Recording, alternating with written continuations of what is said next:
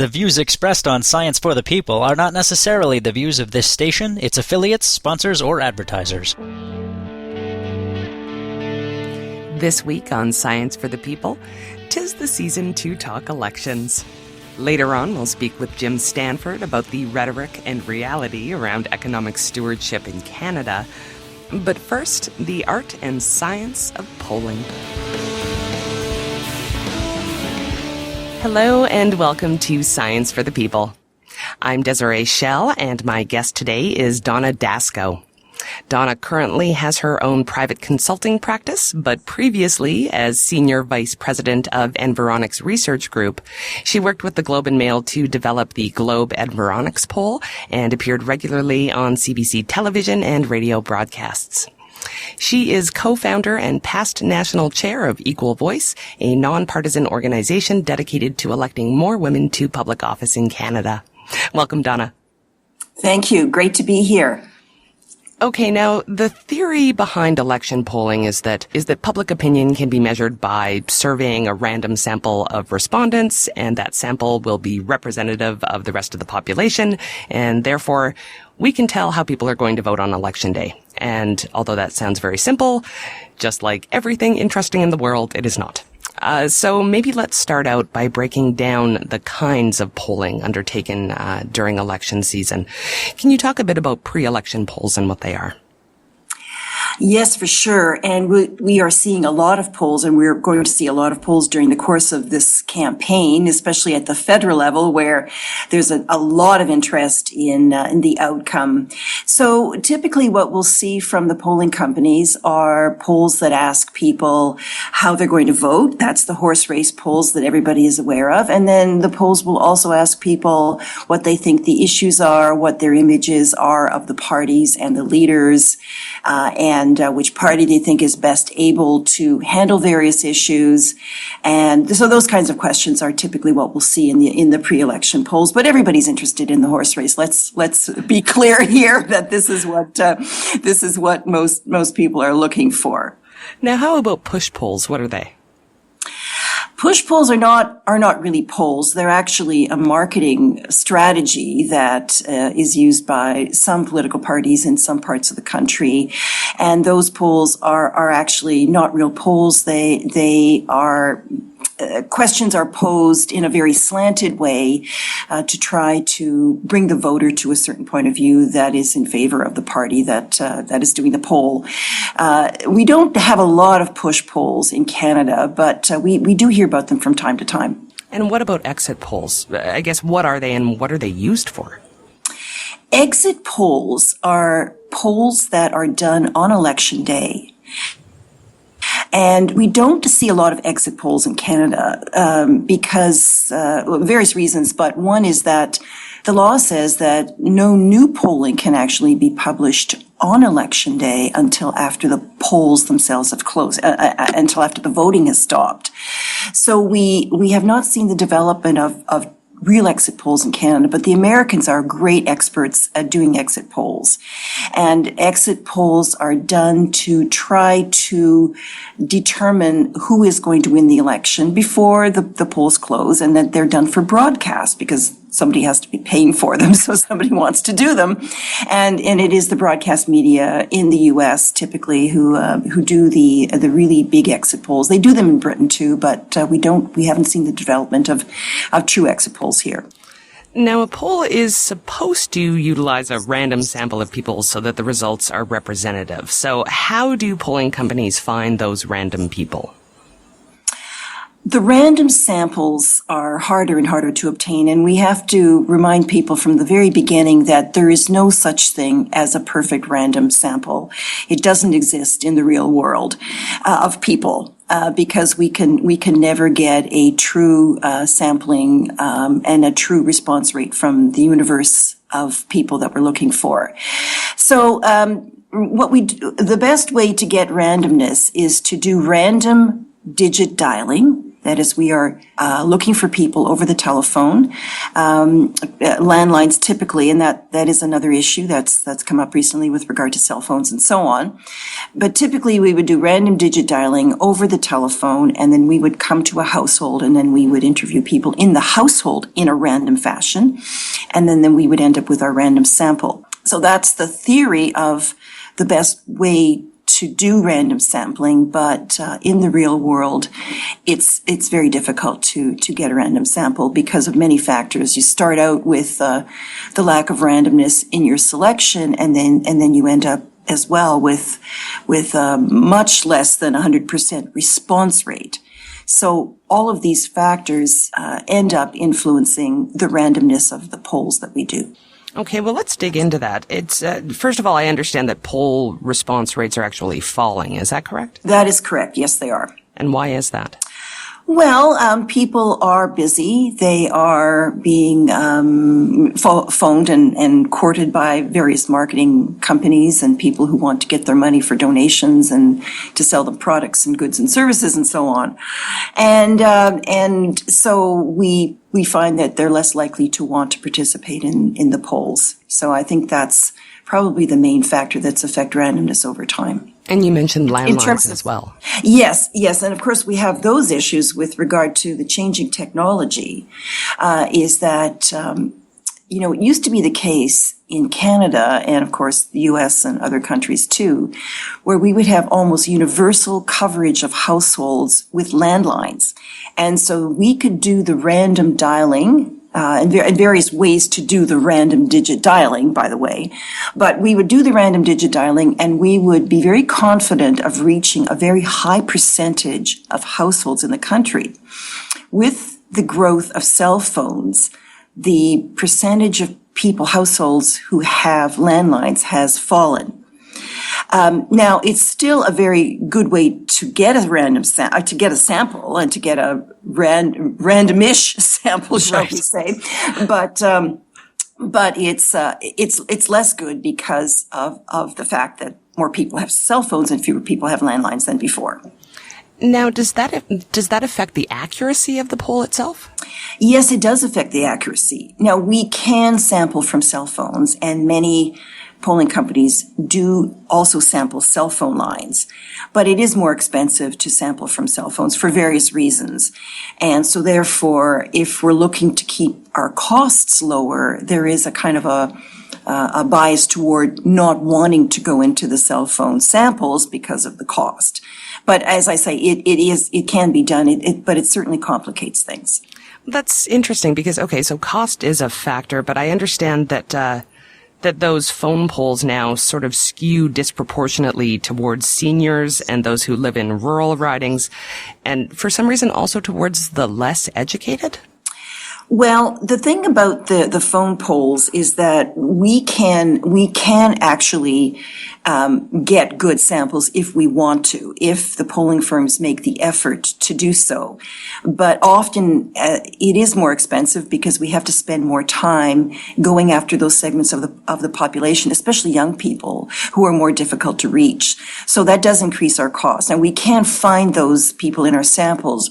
But what typically will happen is we may be oversampling some of the groups that you mentioned and undersampling youth and other segments, urban segments.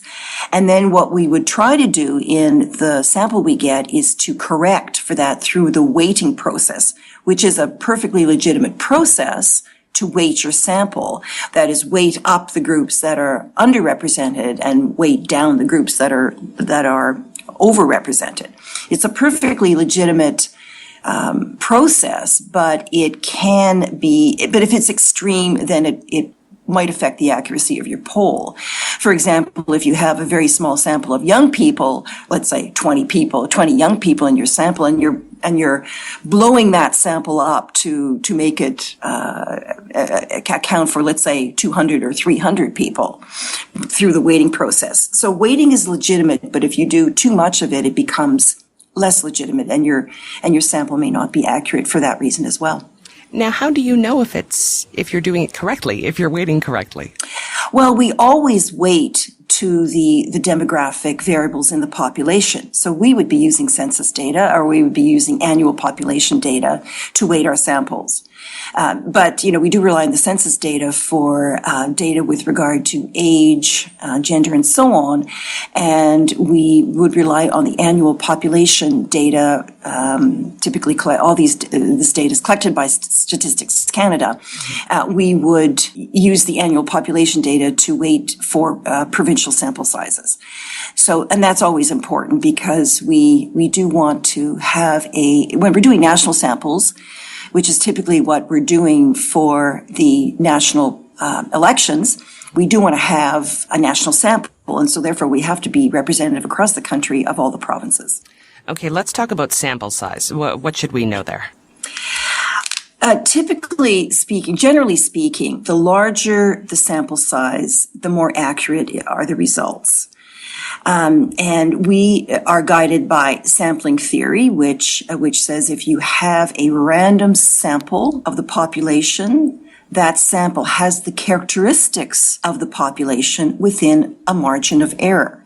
And that margin of error is determined by the sample size when you have a random sample. So if I'm doing a national survey, it's great to have a national sample of 2,000, which gives us a very small margin of error, but often we're working with sample sizes that are lower than that. They might be 1,500, they might be 1,200, they might be 1,000, they might even be less than 1,000. So in those cases, the margin of error goes up. And then if we're wanting to look at regional data within the national sample, those sample sizes are, of course, much smaller than your national sample, and therefore the margins of error for your regions are, in some cases, astronomical. So when now, what does margin of error mean? Because it's always written below the polls, and I'm not sure if everyone really understands that. Well, margin of error is just as I tried to describe. It is the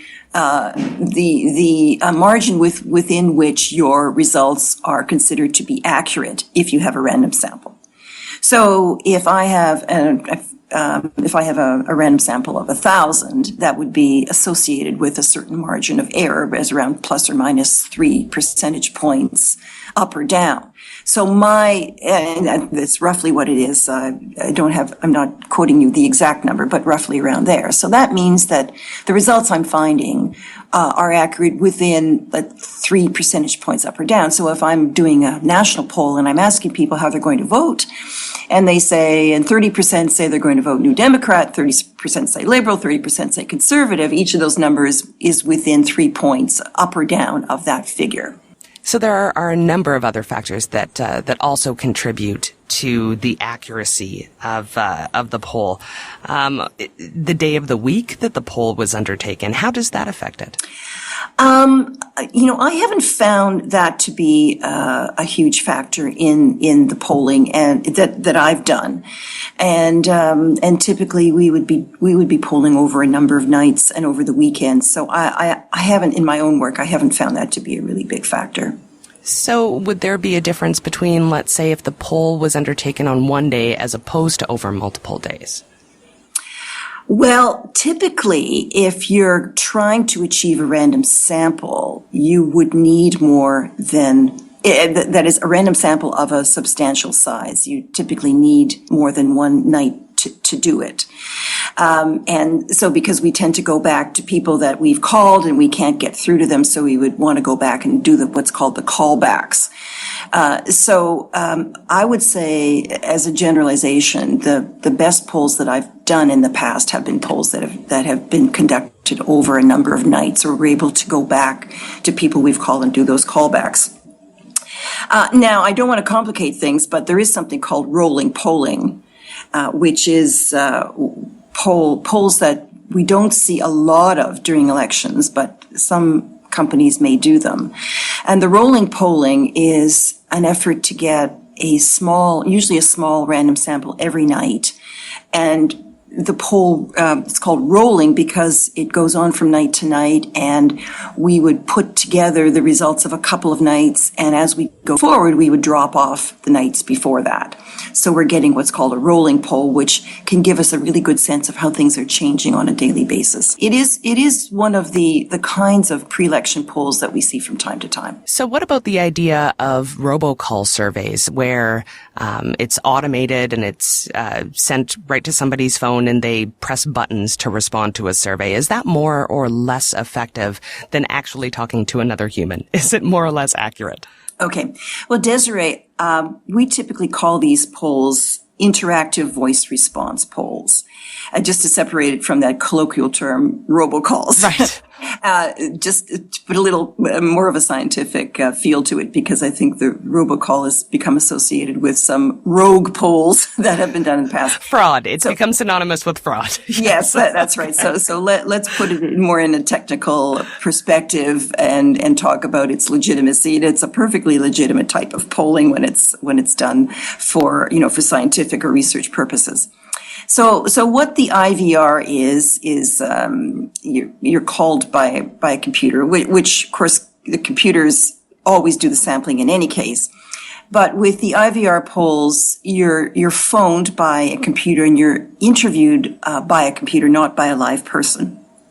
And so you can have the same kind of random sampling as you would have in a typical telephone interview that's done by a live interviewer. So the sampling can be just as good as that or just as faulty, depending on how you do your sampling. So then you get into somebody's home through the phone, and then you are interviewed by a computer. And the computer asks you if you'd like to participate in this survey, and you say yes or no, and then you go on and you're answering the questions by pressing your buttons on your phone. This is a legitimate way to do polling, and what is very good about it is that it costs a lot less than doing interviews with live interviewers. So I would say the main drawback of the IVR polls is that we're not able to spend a lot of time on the phone with people. So that's the first thing. So that you can't ask them a lot of questions. So you have to really limit your questioning. And secondly, the response rates tend to be less. So even in a larger environment where response rates are going down for just about all kinds of polls, the response rate for an IVR poll can be even less than that for a traditional telephone poll conducted by a live interviewer. This is Science for the People, and I'm talking to Donna Dasko, who previously held the post of Senior Vice President of Environics Research Group, about election polling. All right, so I have a sense of how we poll, but how accurate is this? In hindsight, how accurate are these polls? Well, the accuracy of it varies according to the methodology and according to, various other aspects of the technical process of polling. And there is another type of polling, Desiree, that we haven't talked about so far, which I think is very important for me to put on the table. And that is internet polling. That is web polling. And that's another form of polling. We talked about traditional telephone polling. We talked about IVR polling, which is over the telephone, done by a computer. And then the other kind of polling that has come into prominence with new technology are the web-based polls. And those polls they are not conducted via random samples. They are done by collecting a panel of people to be surveyed. And the panel is put together from many different sources. Some of the sources might be random, but other sources might be through advertising to be part of a panel. And so there's a lot of ways, pop-ups and so on. There's a lot of ways to assemble the samples for these polls. But this is a type of polling that has come into prominence in recent years. And the advantage of that is that it does not cost a lot to do. People actually fill out the surveys on their computers, and they go through the questions and so on, and then it's sent in. So I think a lot of people are familiar with those polls. So that's another kind of polling that we're seeing out there, and we'll see it in the election polls. You'll see some published polls that are done by that. And, I don't want to just kind of sit here and say those polls are not accurate, because they have been accurate in the past. But there is a bias toward them not being as accurate because simply there is almost no randomness in the sample. We were talking about the importance of a random sample for actually telling us about the population, but in this case, there's no randomness. It may be representative in the sense that they may have in their sampling frame, they may have people from all age groups, regions, genders, and so on, but they're not collected randomly. So there's always some doubt about what is the accuracy of this, and what is and what are the characteristics of the sample, and how do the characteristics of the sample match the population. So these polls have a bias toward less accuracy, although in the past some of them have proved accurate and others have proven to be not accurate at all. So just to go back to your question about accuracy, there is mixed accuracy, and usually because of the different technologies that are now being used in the polling business. We're not using the traditional telephone polls as before. We're using these other polls. And there tends to be a bias toward less accuracy. And that is what has caused so much problems in the polling industry.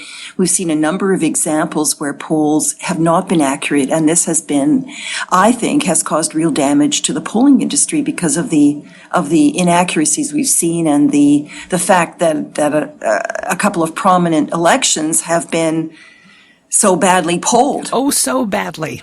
Oh, so badly, yes. And so this is my question. Why so badly?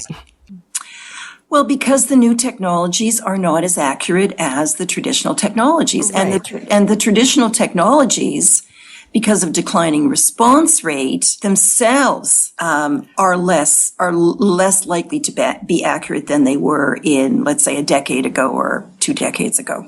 So why are the media presenting these polls in pretty much the same way that they have always presented them? Because I at least once every election cycle, we get an article on why polling isn't as accurate as it used to be, but the media is still presenting it in the same way that it always has. Well, yes, a good point. So I would say 2 things. First of all, even though polls are problematic and they're less accurate than in the past, this is all we have. We don't have any other way to gauge the population. You and I cannot go out and talk to a cab driver or a man or woman on the street and expect to get any kind of representative account of what's going on in the population. We actually have to use the polls. So, it's, excuse me, it's that simple. It's that simple. We have to use them. Now, in terms of how they're presented, I think that is where we have a challenge, and that's where the media has a challenge. What they always have to do and should be doing, in my view, is they should always be presenting the sample size, the dates of the survey, and they should always have some discussion of the methodology used so that the informed consumer of the polls can actually take that into account. And when he or she looks at the polls and says, well, okay, so this poll was done by this technology a certain kind of way that may or may be less accurate than some other, and then they can take it into account and they can say, okay, I'm looking at this poll, but I'm going to take it with a grain of salt. And that is really what should be doing. The media should make sure that they provide this kind of information, and hopefully more information online. Let's say if it's a broadcast poll or television poll or a print poll in the newspapers, they should be providing more information online so that the informed readers can go and learn about the poll. So are polling companies required in any way to share their methodology? Yes, the polling companies are required to report their methodology. Yes. So that is one thing that they are required to do if they belong to the industry association, which most polling firms belong to the main industry association in Canada, which requires them to do that. So, and it's perfectly legitimate for anyone who is a consumer of the media polls to ask the questions about the methodology, and the polling firm is required to provide that methodology. Okay, so methodology aside, is it even worthwhile at this point to be doing pre-election polling because it's so far out from the election? I understand the closer you get, the more accurate it is. Oh, yes, it's perfectly legitimate to do it, and it's really, really interesting. Besides, we are all junkies. Well, I mean, of course it's legitimate, but people have to remember that what we are measuring today is today. It's like me going outside my house and, looking at the temperature. Well, what is the temperature today? It's 27 or 28 degrees out here. That's what it is today. But that's not what it's going to be in 6 weeks. But getting the measure of what is happening today is extremely important and extremely interesting in telling us about the election campaign, how it's unfolding, what the issues are for Canadians, how they see the leaders, how they see the parties, and how things are shaping up. And as long as we understand that what we see today is probably not what we're going to see in 6 or 8 weeks down the road. And if I were to think back, for example, to the 2011 federal campaign, which I did a lot of work on, when I think back to that campaign and going back six or 7 weeks before that election day, the polls would not have been a reflection of what happened on election day because things changed. And we should understand that campaigns make a difference and that the results can change. But don't the polls themselves have an impact? Doesn't the coverage of the polls have an effect on people's voting decisions? Well, this is a question that is quite debatable. It may influence the votes of a small number of people. It's true. It may do that.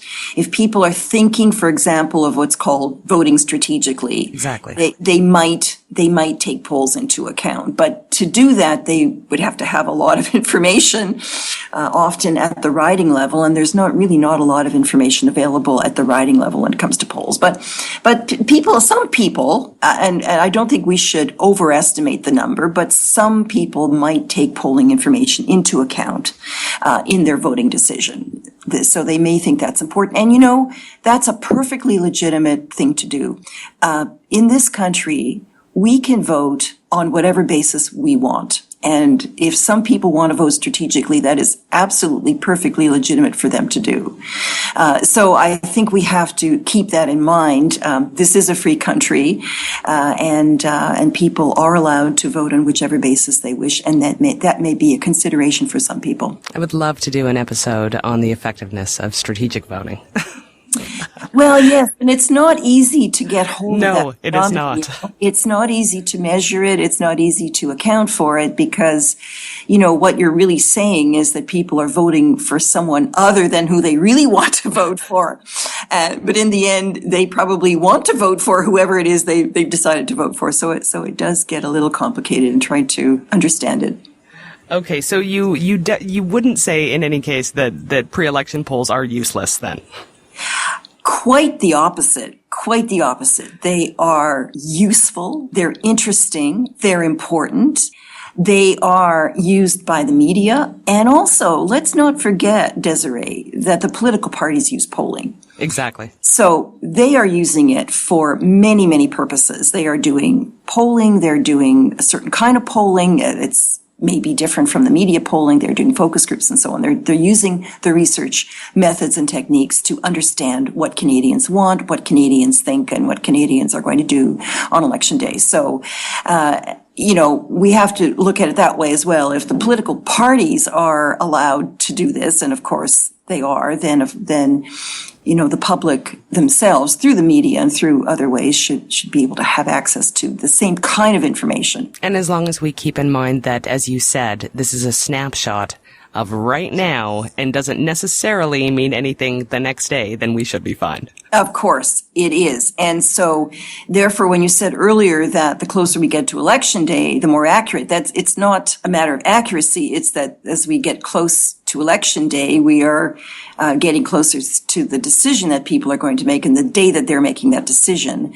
And just like, the weather forecast today or tomorrow is more likely to be the same as today as it was 6 weeks ago. So for that same reason, when we're doing a poll the day before election day, we should expect it to be very, very close to what people are actually going to do on election day if that's an accurate poll. Is there anybody keeping track of election forecasting? Sort of, again, in hindsight, who was correct and who was not? Absolutely.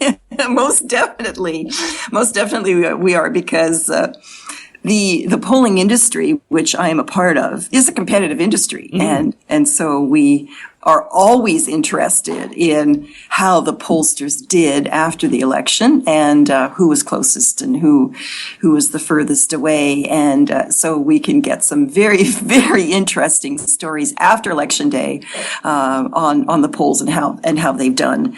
And as I was mentioning earlier, when it comes to a couple of elections we've had in Canada, the previous Alberta election, not the most recent one, but the previous one, and the most recent British Columbia election, the pollsters were completely wrong. Completely. I live here. Yes, that's right. And yes, you do. That's right. And everybody looked bad.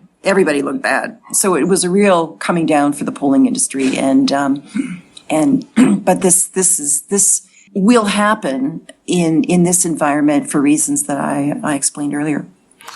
Donna, wonderful to have you here. Thank you very much. Great to be with you. And that was past Senior Vice President of Environics Research Group, Donna Dasko. And you can find more information about her on our website at scienceforthepeople.ca. And we'll be right back with Canadian economist Jim Stanford after this. Stay tuned.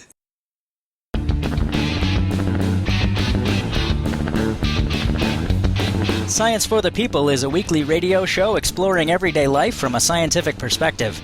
To find out where Science for the People airs near you, or to listen to past episodes, check out our website at scienceforthepeople.ca.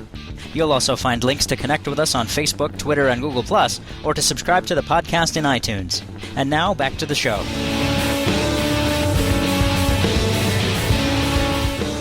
Welcome to Science for the People. I'm Desiree Schell, and I'm joined by Jim Stanford, economist with the union Unifor and author of the book Economics for Everyone. He writes an economics column for the Globe and Mail, appears regularly on CBC's Bottom Line Economics Panel, and he's the vice president of the Canadian Centre for Policy Alternatives. Great to have you here, Jim. Thank you, Desiree. Glad to be here. So we are going to start out with a disclaimer from me this time, because I am a member of Unifor, the union that Jim works for. So insert your opinions about bias here.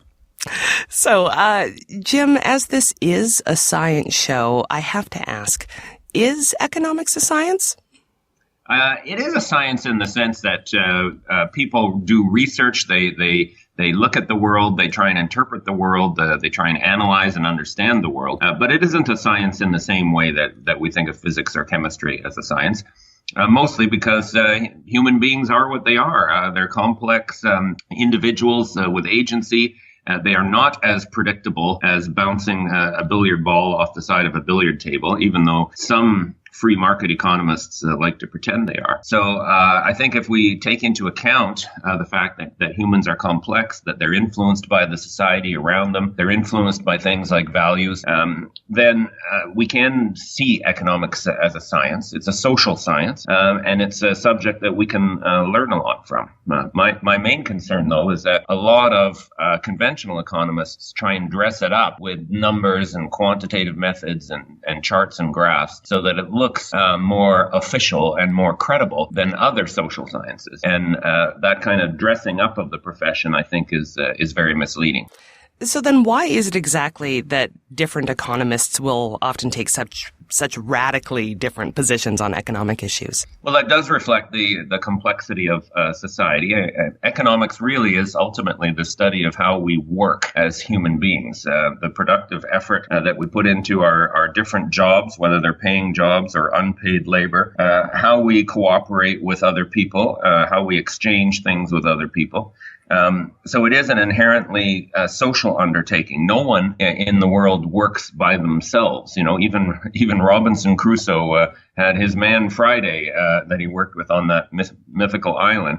And there's certainly no such thing as a self-made billionaire. That term I hate when you hear somebody saying I'm a self-made billionaire, because even if you didn't inherit the money, you still needed workers, suppliers, consumers, and all the other people that you interact with in order to do as well as you did. So it's an inherently social undertaking, and trying to understand and keep track of those trillions of different interactions that go on between the billions of people on the planet is obviously difficult to do.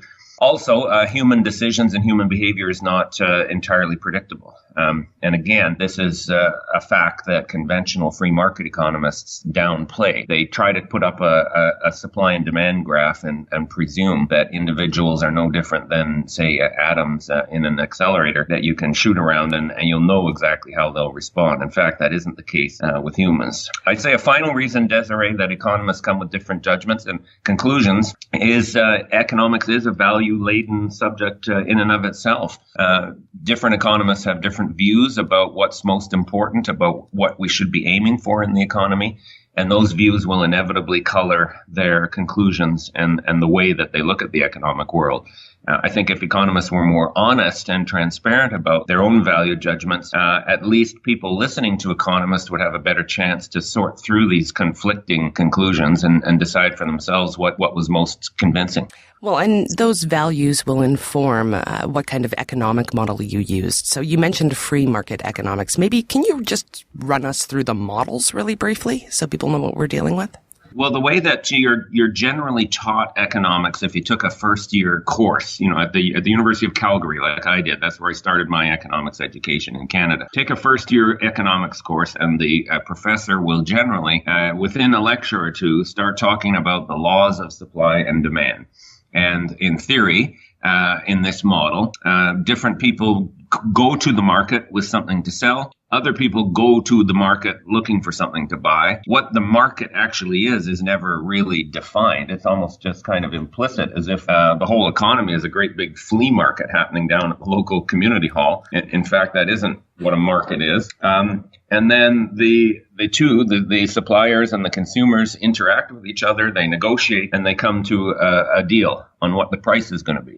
And conventional economists will say that those forces of supply and demand will determine the end price, the end quantity of the good or service that is sold. And then they take that simple model and apply it to every different market, every different thing that's bought or sold in the whole economy, whether it's orange juice or furniture or holiday in Florida, or crucially, they apply exactly the same thinking to what we call the labor market, which is where human beings go to try to find a job and earn some income. So in their free market vision, these forces of supply and demand will all on their own, this is their crucial conclusion, all on their own determine a price and quantity outcome in every single market in the economy, including the labor market. And that condition, I think of it as the nirvana point, if you like, or if I can use a sex analogy, the G-spot of the whole economy. That condition is called general equilibrium. And in free market economics, it's supposed to happen all by itself without any interference from government at all. You say supposed to. Yes, exactly. In reality, of course, it never works. You never have a situation where all markets are in equilibrium, or even most markets. We'd have to even challenge the idea of what equilibrium actually means. In that vision, say if there's a drought and there's a shortage of water, okay, and there's only 100 bottles of water left, but there's 100,000 people wanting one, okay, in that vision, the price will go up to such an astronomical level that only 100 of those people can afford the bottle of water, and therefore, in theory, supply equals demand. And you'd have to be insane to describe that as a position of equilibrium. But that is how conventional economics would do so. And it's most ill-fitting as a way of trying to describe the labor market. We almost never have a situation where the number of people looking for work perfectly equals the number of jobs that are available for them to do. I think in most cases it's only occurred in very, very rare conditions, such as a wartime economy. Other than that, supply never equals demand in the labor market, and we always have at least some unemployment around us. And the free market approach to economics can't really explain that. Well, so it seems to me that all the economic disagreement isn't usually around the data itself. It's around analyzing what the data means, correct? And then what actions should be taken as a result of that analysis. I'd say that's generally true. There are cases where we do argue over the numbers, not generally what the number actually is.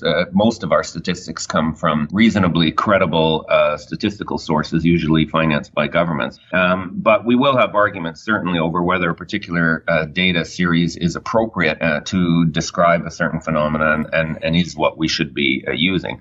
But by and large, I think economists differ more in what meaning they apply to that different data, how they understand it, how they theorize it. And in that regard, it's not different from other sciences. You know, you can imagine modern physics, for example, taking data readings. Physicists would, they don't really disagree on the number that they're actually reading, but they'll come up with very different theories to explain why a certain object is behaving that way. And it's only through repeated experimentation and trying and rejecting different theories that they eventually settle on one that they think one that is a consensus within the profession. In economics, it's even harder to do that, as I say, because of the unpredictability and the social nature of the behavior that we're describing. So then, by that right, is any analysis and resulting recommendations ultimately purely ideological? Like, what's the ratio of model to values? You're being very quantitative there. I have to.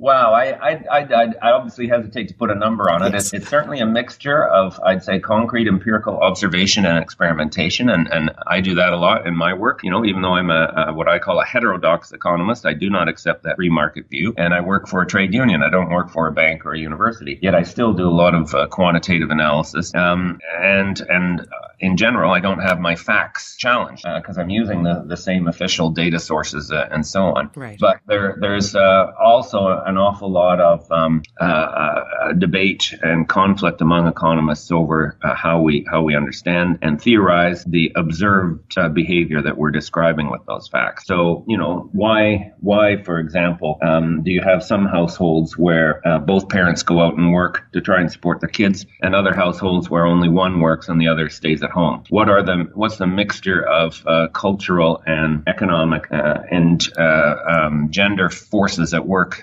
describing that? Conventional supply and demand theorists might say, well, the household where the man is out working, the woman is home raising the kids, has just made a rational cost-benefit decision that the man can earn more out in the labor market. So, and daycare is expensive, therefore the woman is optimizing the situation by staying home and raising the kids for free. Obviously, that's not an adequate explanation of that phenomena, and it doesn't help explain why that phenomena has changed so much, even though it still happens in some families, but it doesn't happen very much. And I think you need that more complete analysis that takes into account things like power differentials between different classes or different genders or different groups of people.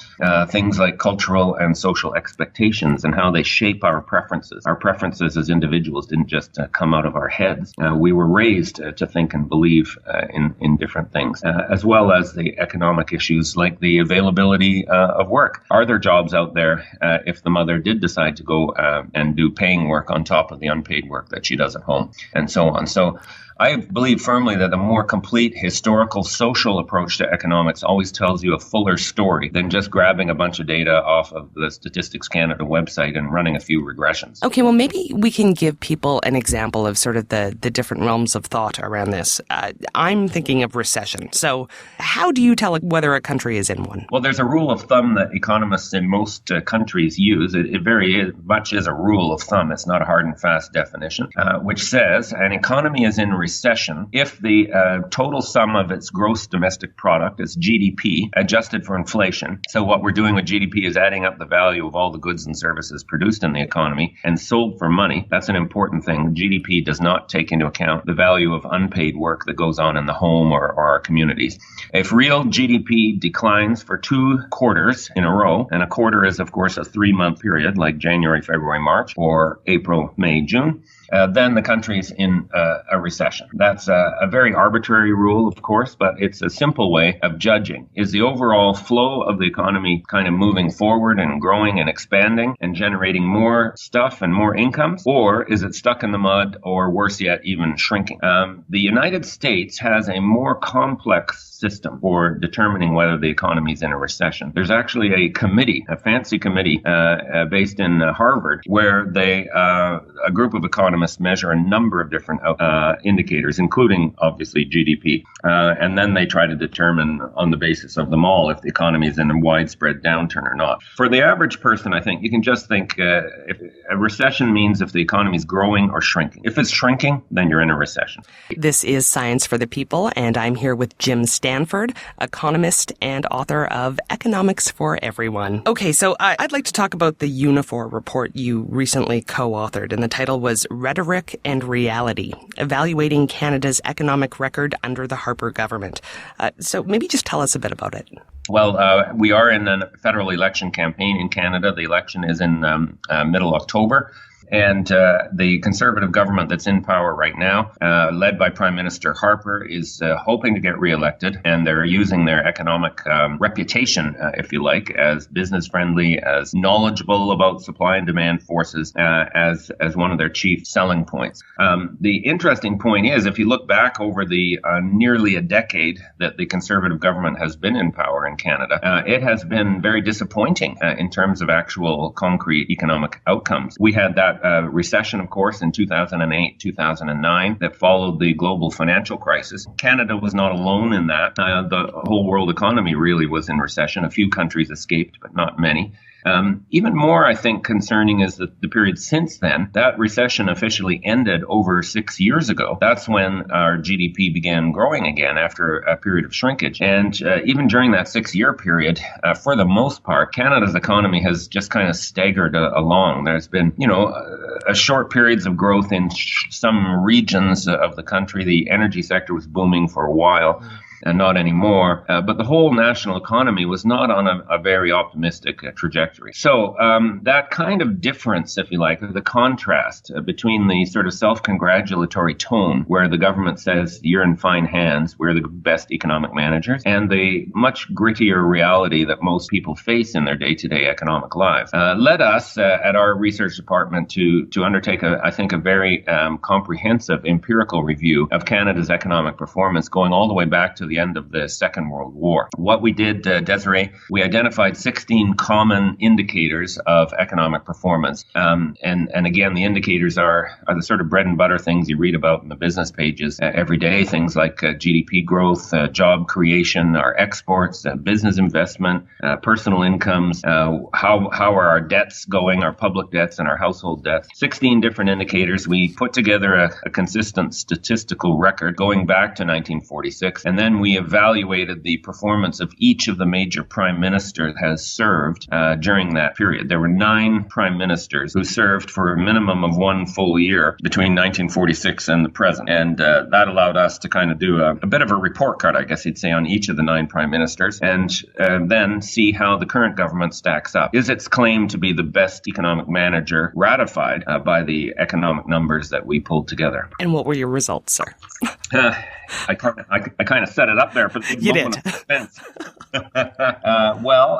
Interestingly enough, the present government, out of the 16 indicators, ranked last of the 9 in 7 of the 16 categories on subjects including job creation, export growth, real GDP growth, accumulation of household debt, and so on. They ranked second last on another 6 indicators, and so the remaining 3 indicators they ranked 6th or 7th. So So we then actually calculated an average grade for each of the prime ministers. 1 would be the best you could be. If you ranked first in everything, then your report card would be number 1. 9 would be the worst. If you ranked last in everything, you'd be number 9. The Harper government came in at 8.05, an average score. So almost as bad as they could be, and considerably worse than even the second worst prime minister, which was Brian Mulroney, who was in power from 1984 to 1993. So, if you believe the rhetoric, if you believe the claims that conservatives, because they understand free markets, are naturally the best managers of the economy, then you'll be surprised by this finding that, in fact, there's never been a period in Canada's post-war history where the economy performed worse on a long-term basis than under the present Conservative government. Now, let's talk about this, because how I usually research a topic that I want to make sure that I'm as objective as possible about is I look for the opposing positions on it, usually on the internet.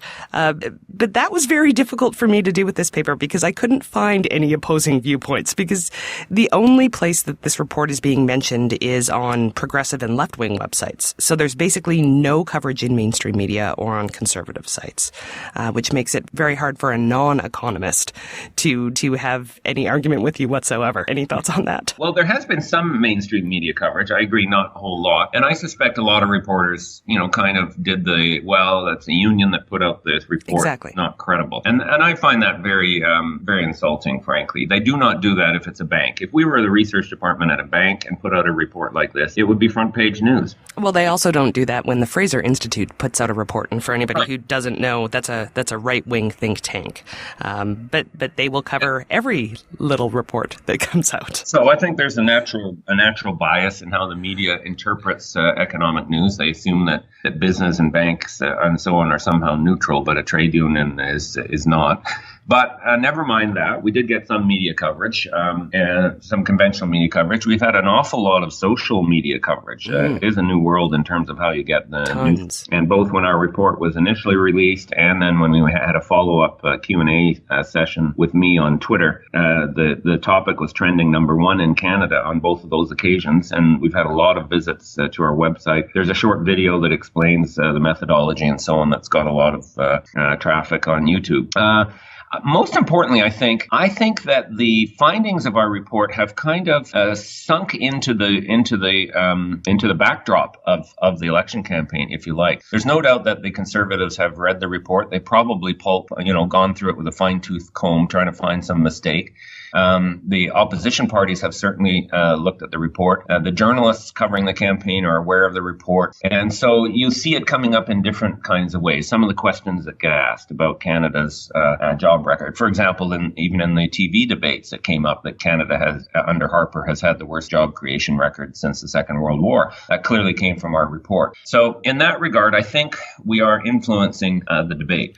I think the reason you haven't seen a sort of a full-on critique of our report is the other side in this debate has decided it's to their advantage to just ignore the report rather than take it full-on. That may change, if the economic numbers continue to get worse and people use and cite our report as the campaign goes on, then you may see somebody being more willing to engage. I've thought about challenging somebody to debate. Maybe I'll do that before the election. Is pick a more right-wing economist and say, okay, come, let's have a debate in a public forum on this conclusion of ours that the current government's record is the worst of any since the Second World War, and kind of have at it that way. I would look forward to the chance to show that we didn't pick these conclusions out of thin air. They're very well grounded in these official statistics from Statistics Canada and other public sources about how we describe Canada's performance under all the different prime ministers.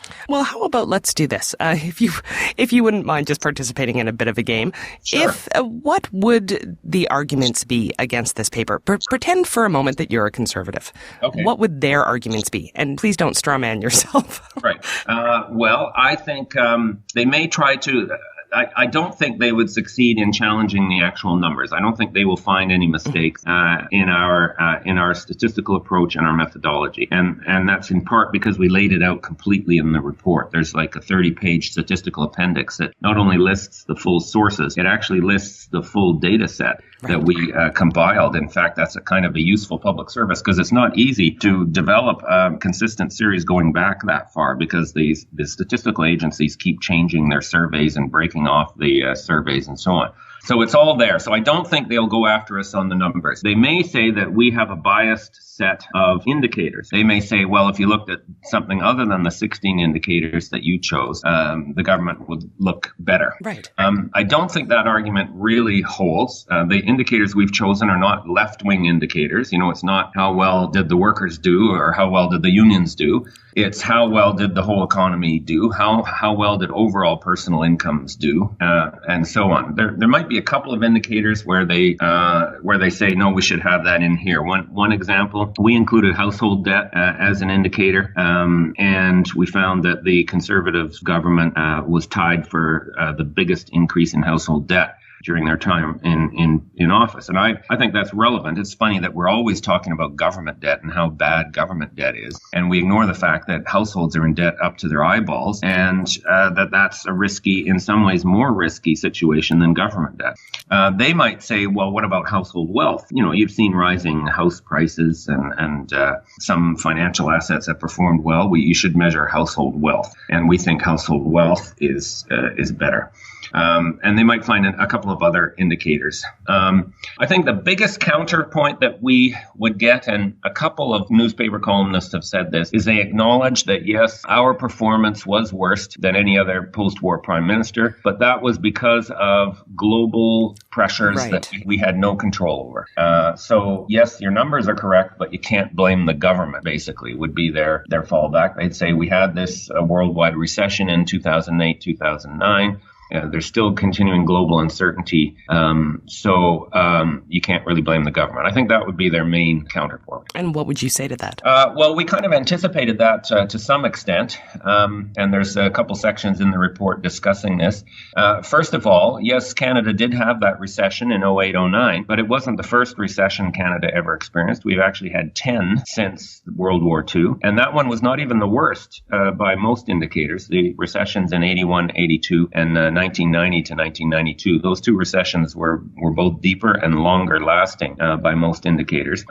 If we do compare Canada to the rest of the world, we don't look that great, even for the same period. So the rest of the world experienced the same turbulence in 08-09 as Canada did. And contrary, again, to the conventional wisdom that Canada did better than anyone else. In fact, Prime Minister Harper even said once that Canada's economy was the envy of the entire world, which is a very strong statement to make and isn't remotely true.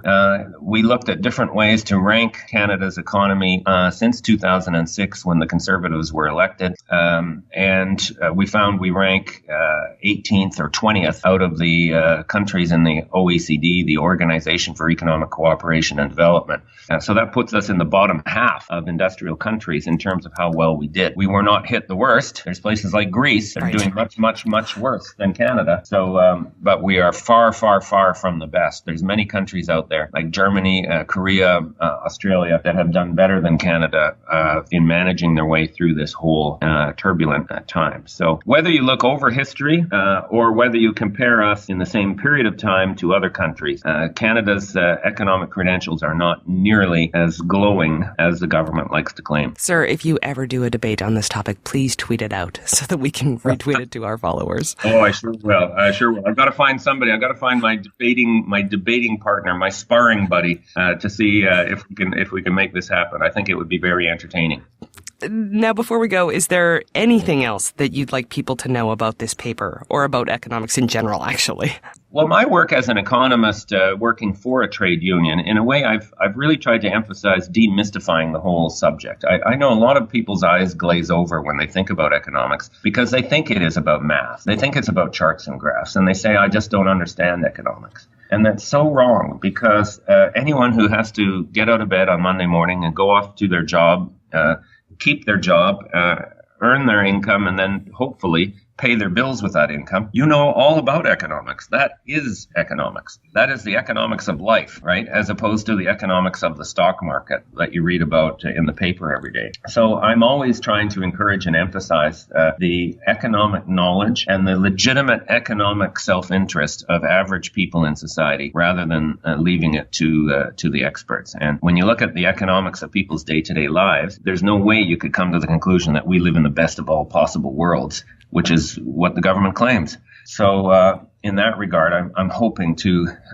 pull back the curtain and shed a little light on what the real economy looks like. And I'm going to put my own personal plug in for your book, because if guys out there, if you are guys, being gender neutral, if you guys are interested in economics, this is a fantastic book that will actually take you through the different models and the things you should actually be thinking of when you're reading the paper every day.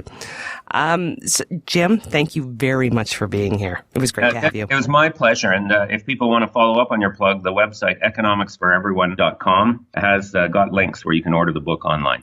And that was Jim Stanford, author of the book Economics for Everyone. Head to our website at scienceforthepeople.ca for a link to his work. And feel free to click all the other links to Twitter, Facebook, and iTunes, or to our new Patreon page, where you can help support the show and get extra programming goodness in return. Thanks so much to all of you that have signed up so far. We appreciate it. You're great. Thanks for listening, and see you next week on Science for the People.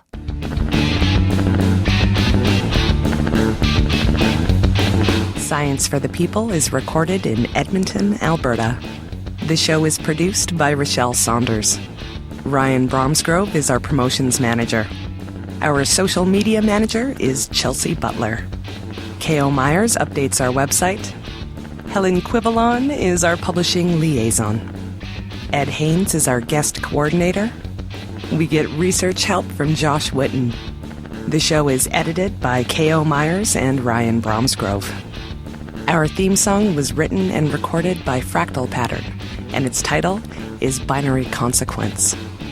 The show is hosted by Rochelle Saunders, Marie Claire Shanahan, and me, Desiree Schell.